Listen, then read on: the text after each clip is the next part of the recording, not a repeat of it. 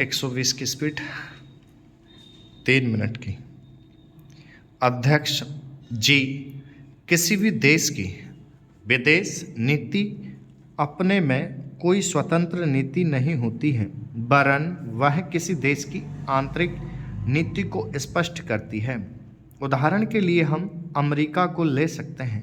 उसने अपने यहाँ अधिक अन्न पैदा किया और जब उसके पास अनाज फालतू बच गया तब वह अपने बकाया अनाज की बिक्री के लिए ऐसे देशों की तलाश करने लगा जो उधार पर माल ले सकते हों। किंतु हमारी आंतरिक नीति ने यह तय किया कि खर्चीले ढंग से सरकार चलाएंगे और स्वदेशी मुद्रा की कोई राशि हमारे पास नहीं बचेगी। हमने कर भी लगा दी है और मुद्रा प्रसार भी कर दिया।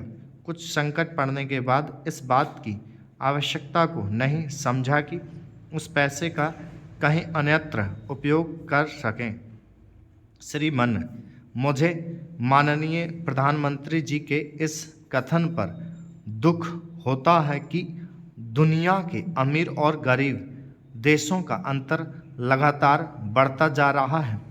मैं उनसे यह पूछना चाहती हूँ कि भारत की विदेश नीति ने उस अंतर को घटाने की क्या कोशिश की है?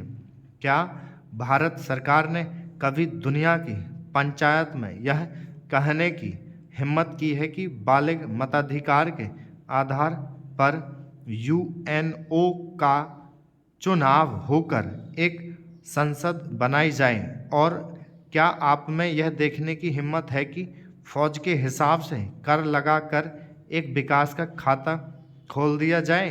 जो देश विकसित हैं उनके मजदूरों का 1 घंटा हमारे देश के मजदूरों के 100 घंटों के बराबर माना जाता है, क्योंकि उनके पास साधन है। इसीलिए यह अंतर और भी बढ़ता चला जा रहा है। किसी देश के अंदर आंतरिक नीति में अमीरी और गरीबी का अंतर बढ़ता चला जा रहा हो और वह दुनिया के देशों में विद्यमान अमीरी और गरीबी के इस अभिशाप को समाप्त करेगा, यह समझ में आने वाली बात नहीं है। अब मैं आपका ध्यान एक और बात की ओर दिलाना चाहती हूँ। पूर्वी जर्मनी को मान्यता देते हमें परेशानी होती है, इसलिए कि शायद पश्चिमी जर्मनी को बुरा लगे, लेकिन पश्चिमी जर्मनी ने तो अपनी रक्षा का भार दूसरों पर छोड़ दिया है। उसने अपनी पूरी शक्ति इस बात पर लगा दी है कि अधिक से अधिक उत्पादन किया जाए। स्टॉप।